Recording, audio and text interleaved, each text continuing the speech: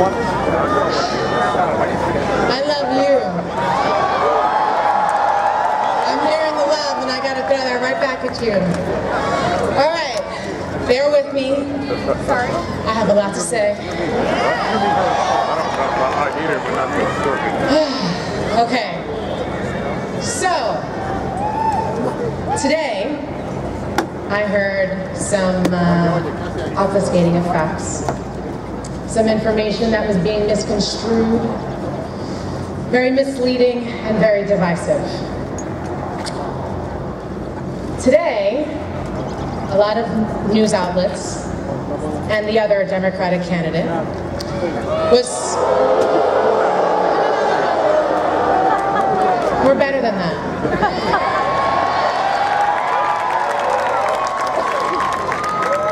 Now, there's this rumor that is being perpetuated that Trump talking about abortion and punishing women and doctors then for it,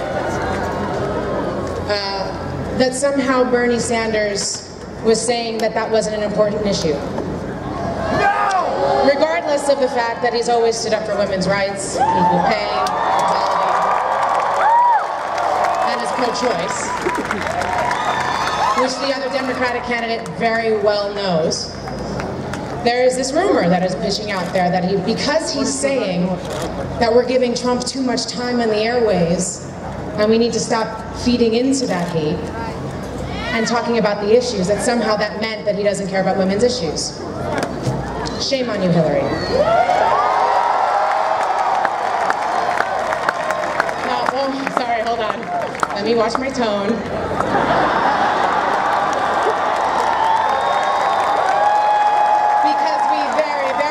Want a debate, which she already agreed to.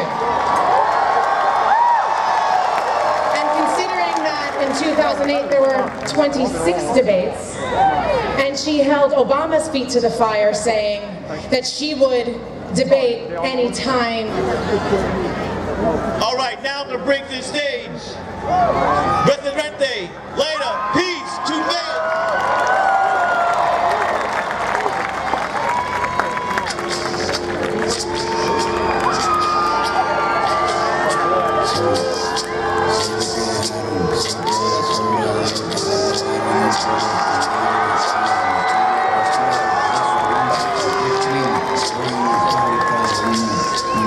¿Cómo están? ¿Español o en inglés? Spanish or English? Well, it's gonna be difficult for me because I speak Spanish, but I'm gonna try to speak in English so you can understand.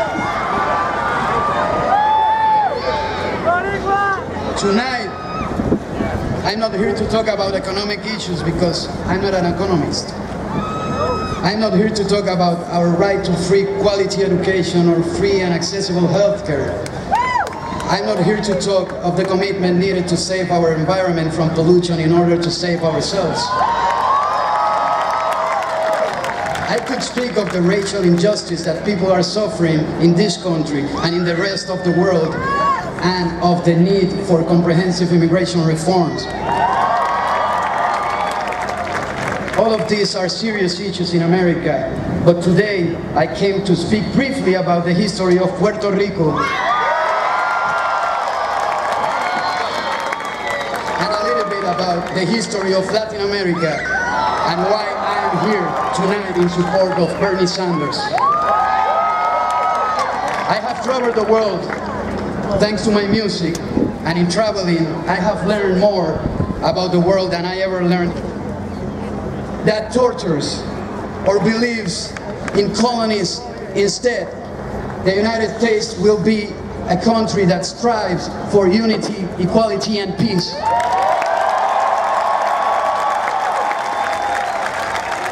If Bernie Sanders were Puerto Rican, I'm certain he will fight with all his might and all his heart, as many Puerto Ricans have done to bring freedom and self-determination to his country.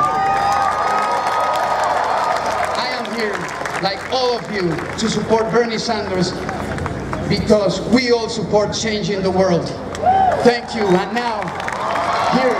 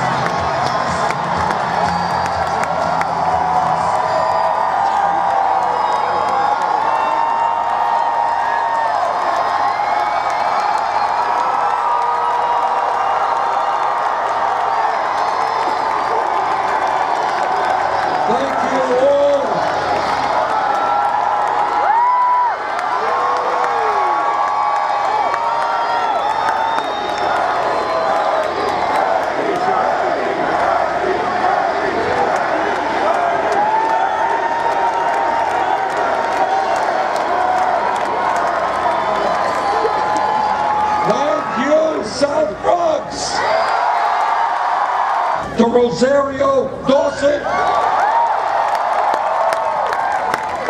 to Spike Lee, and to Residente.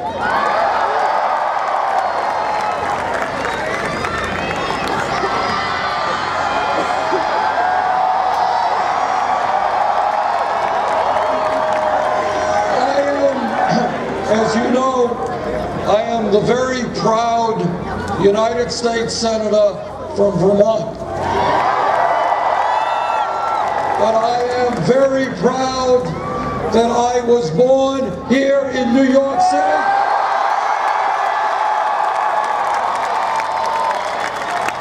That my wife was born in Brooklyn, New York.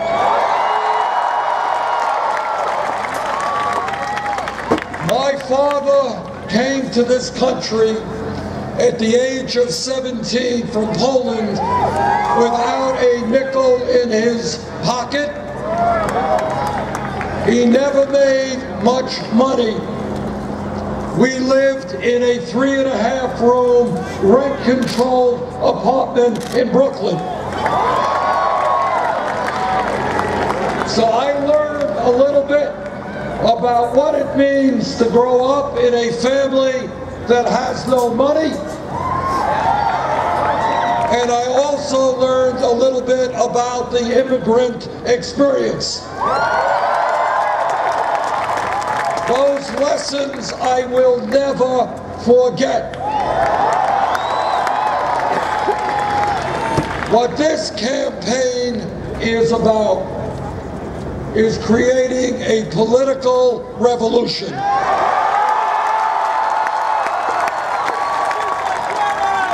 And the 15,000 people who are here this evening, you are the heart and soul of this revolution.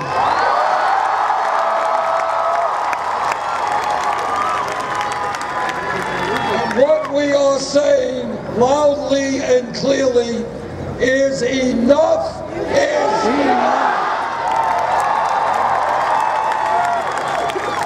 We want a government that represents all of us, not wealthy campaign contributors.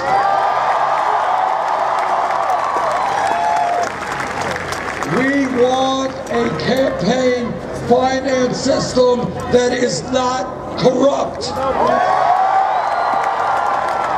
We want an economy that is not rigged.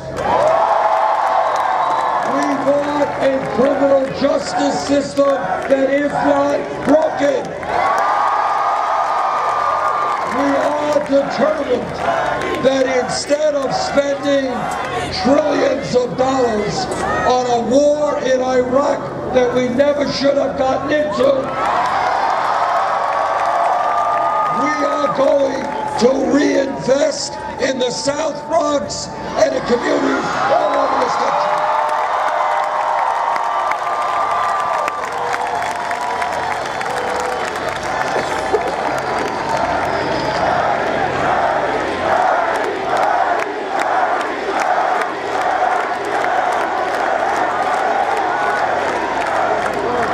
There is no reason in this country why people should be paying 40 or 50% of their limited incomes in housing. There is no reason why people should not have access to the health care that they need. There is no reason why in this country we should not have the best educational system in the world for all of our people. There is no reason why we should have the highest rate of childhood poverty of any major country on earth. There is no reason why we should have more income and wealth inequality than any other major country. What this campaign is about is telling Wall Street and the billionaire class They cannot, they will not have it all. We are going to create a nation in which our people have decent paying jobs, where our children are not unemployed, where our parents and grandparents can live with dignity on Social Security. And that is why we're going to raise the minimum wage to $15 an hour. It is why we are going to have pay equity for women. It is why we are not going to accept deteriorating inner cities, why we are going to build affordable housing, why we are going to rebuild our roads and our bridges and our water systems and our wastewater plants. And when we do that, we create 13 million decent paying jobs. In America today, we will not accept a situation where the top 1/10% now owns almost as much wealth as the bottom 90%. We will not accept a situation where the 20 wealthiest people own more wealth than the bottom half of America. We are going to create an economy that works for all of us, not just the people on top. In America, people should not have to work 2 or 3 jobs just to get by.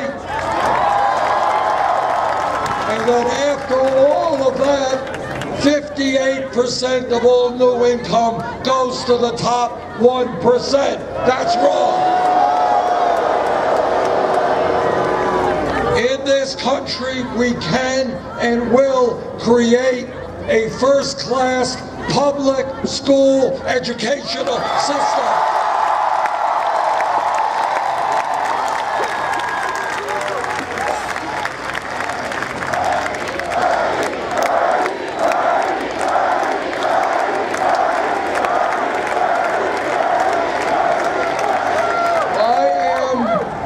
I went to public schools in Brooklyn, New York.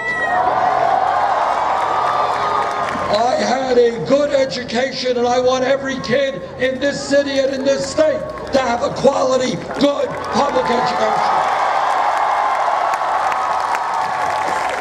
And that means that instead of giving tax breaks to billionaires or fighting wars we should not be fighting, we're going to be investing in housing and education and healthcare.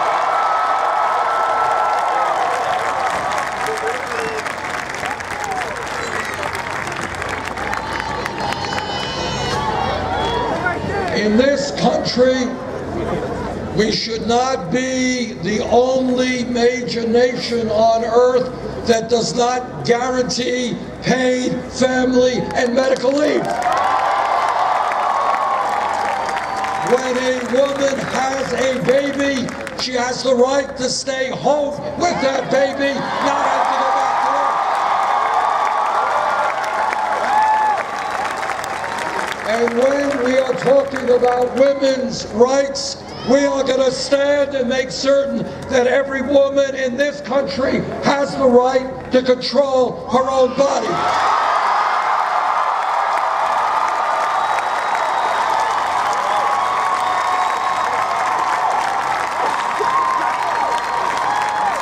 And we are going to stand with our gay brothers and sisters.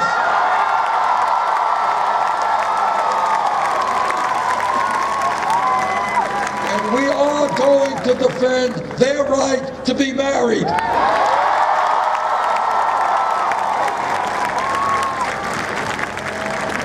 You know, a great nation is judged not by how many millionaires and billionaires it has. It is judged by how it treats the most vulnerable people in that country. I will not accept, and you will not accept, children in this country sleeping out on the streets.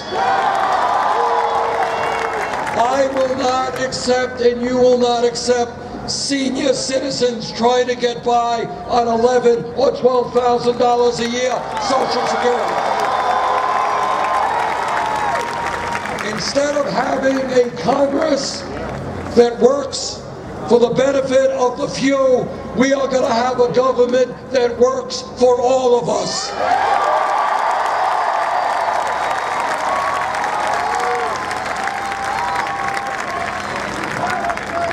Now, I am a member of the committee that wrote the Affordable Care Act.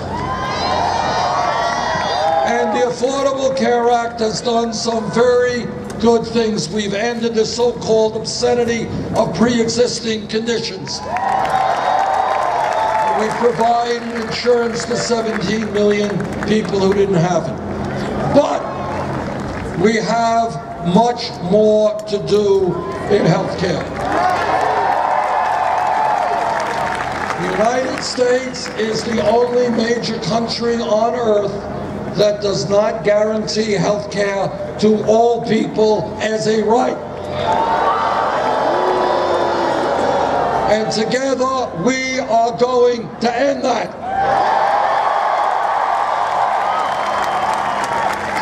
29 million Americans have no health insurance. Many of you are underinsured with large deductibles and co-payments. And the drug companies are ripping all of us off every single day. And after all of that, we end up spending much more per capita on healthcare than any other country on earth. We are prepared to take on the private insurance companies. We are prepared to take on the drug companies. And we are prepared to pass a Medicare for all single-payer program.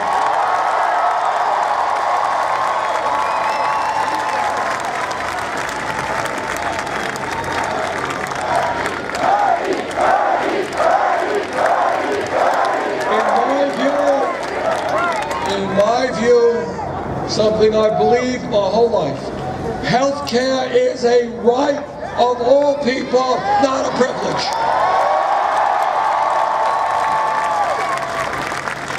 We are prepared to reform in a major way a broken criminal justice system. It is an international embarrassment that we have more people in jail than any other country on earth. It is not unrelated that we have communities where young kids, white, black, Latino, Native American, are suffering unemployment rates of 30, 40, 50%. So you know what we're going to do? We're going to invest in education and jobs for our kids. Investment in education and jobs, not jails, not incarceration. And all of us are tired of seeing unarmed people shot and killed. Let me say a word or two about some of the differences that exist between Secretary Clinton and myself. When we began this campaign, we had to make a choice. And the choice was, would we do what every other campaign is doing and establish a super PAC? We agreed with you. We decided after about 1/10 of a second thinking that we don't represent Wall Street, we don't represent corporate interests, we don't represent the billionaire class, we don't want their money.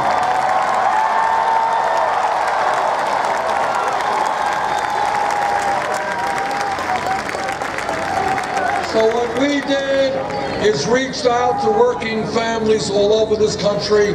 We have received now over 6 million individual campaign contributions.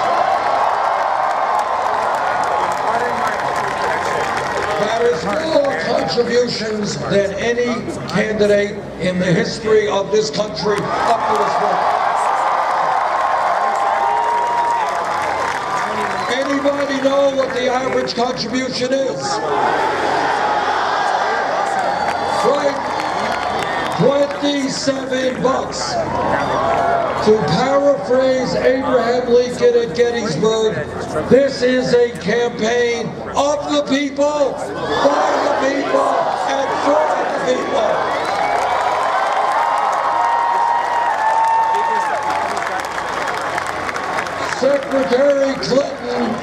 Secretary Clinton chose to go in another direction in terms of how she raised her funds. She has several super PACs. Her largest super PAC reported raising $25 million from special interests, including $15 million from Wall Street.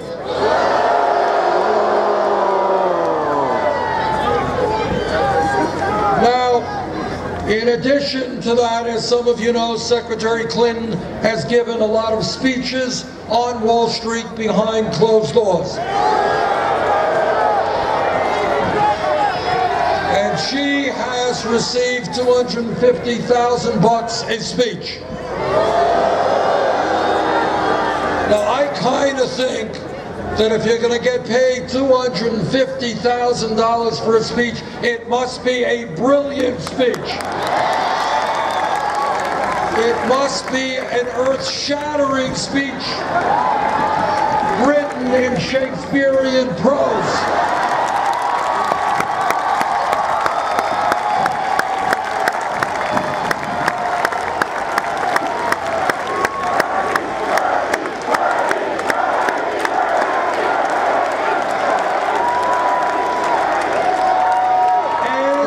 Differences. This campaign is listening to our brothers and sisters in the Latino community.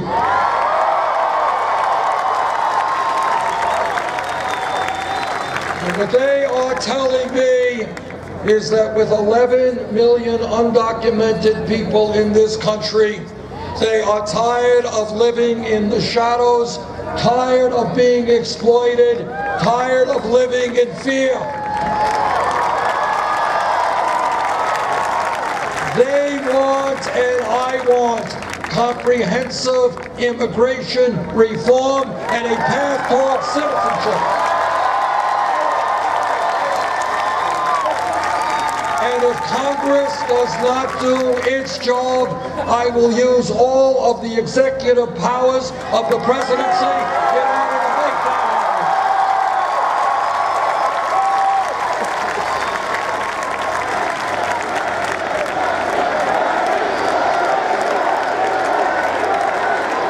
This campaign is listening to our brothers and sisters in the African American community. And they are tired of having their kids go to broken down, inadequate schools. They are tired of sky-high unemployment rates. They are tired of their kids breathing filthy air and getting asthma. They are tired of paying half of their income for housing. They want, and I want, major investments in inner cities throughout this country. And by the way, when we rebuild our housing stock, when we build affordable housing, when we rebuild our roads and bridges and water systems, we create millions of good-paying jobs.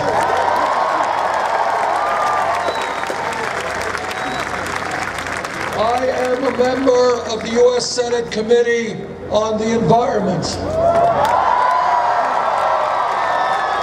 I have talked to scientists all over our country, all over the world. The debate is over. Climate change is real. It is caused by human activity. It is already doing devastating harm to this country and countries throughout the world.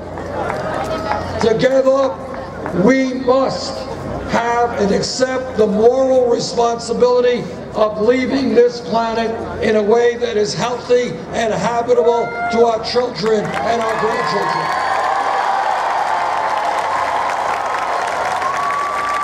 And together, we will take on the fossil fuel industry. We will transform our energy system to sustainable energy and energy efficiency.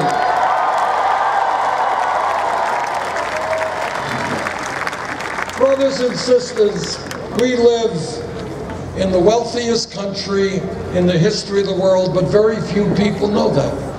And the reason they don't know that is almost all of the new income and wealth goes to the top 1%.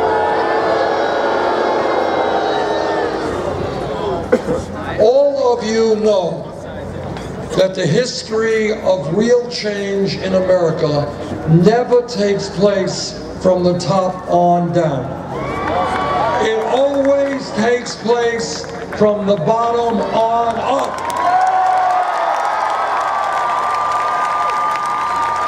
100 years ago or more, when workers were being treated like animals, working 7 days a week, had no rights on the job, could be fired arbitrarily, workers came together, formed trade unions, and began to negotiate contracts and working conditions.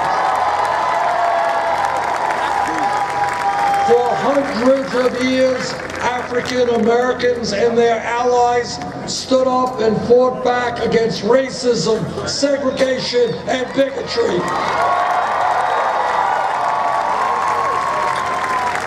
We don't know how many of them died, were lynched, were beaten.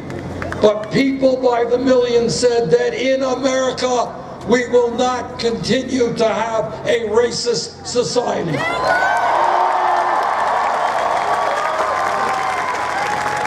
100 years ago, not a long time, women in this country did not have the right to vote, did not have the right to get the education or the jobs they wanted. But women and their male allies stood up and said, women in America will not be second-class citizens.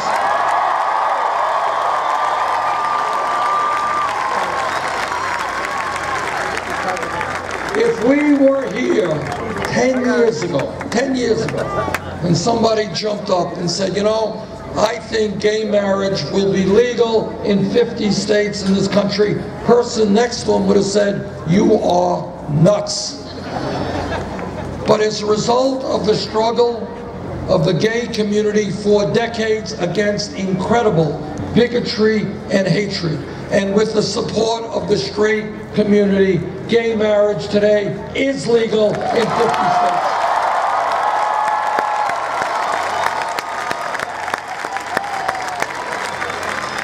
If we were here 5 years ago, no time at all, somebody jumps up and says, Bernie, this $7.25 federal minimum wage is a starvation wage. We've got to raise it to $15 an hour. Person next to her would have said $15 an hour. You're doubling the minimum wage. That is nuts.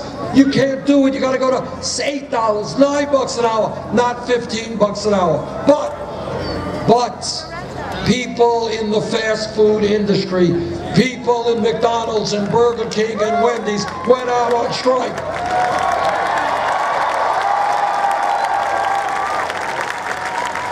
They stood up, they fought back, and you know what happened?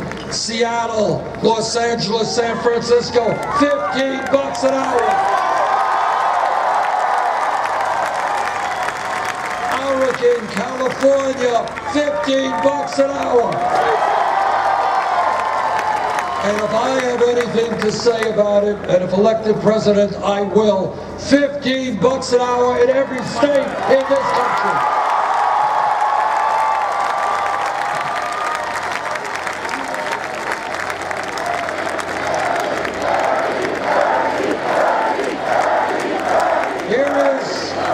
Here is my point. Real change takes place. Not when some president signs a bill, the Supreme Court makes a decision. Real change takes place when millions of people look around them and they say, you know what? The status quo is unacceptable. The exploitation of workers, unacceptable. Racism, unacceptable. Sexism, unacceptable. Homophobia, unacceptable. And we can do better. And where we are right now is a pivotal moment in our history. And all over this country, people are looking around them and they're saying, you know what? We should not have more income and wealth inequality than any other country. We should not have the highest rate of childhood poverty of any major country. We should not have our people working 2 or 3 jobs to survive economically. We should not have women earning 79 cents on the dollar. We should not have young people leaving school $50,000 or $100,000 in debt. We should not have a crumbling infrastructure. We should not be the only major country on earth that does not guarantee health care to all or pay family and medical leave. People all over this country are looking around and they're saying establishment politics and establishment economics, the same old, is not working. And that is what this campaign is about. What this campaign is about is telling you that no president, not Bernie Sanders or anybody else, can address these issues alone. We need millions of people to stand up, make a political revolution.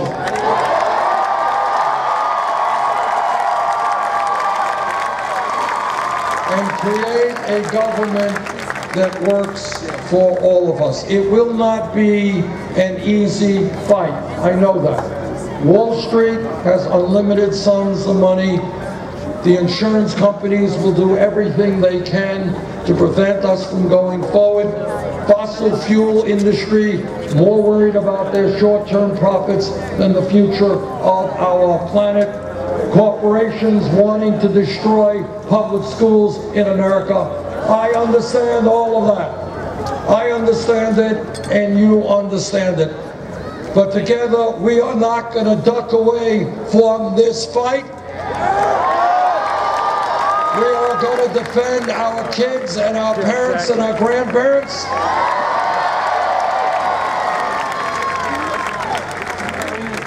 In a month or so, this state, on April 19th, this state will be having a very important primary.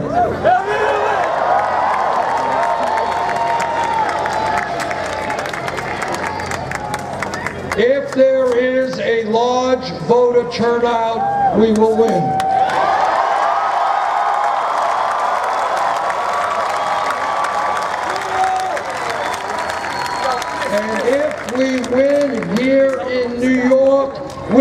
are going to make it to the White House.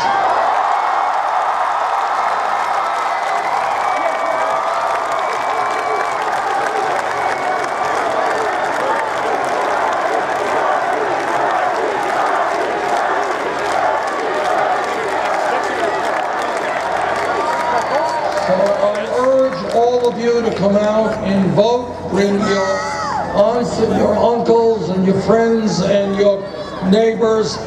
Let's win in New York. Let's take this fight to the White House. Talk to you all.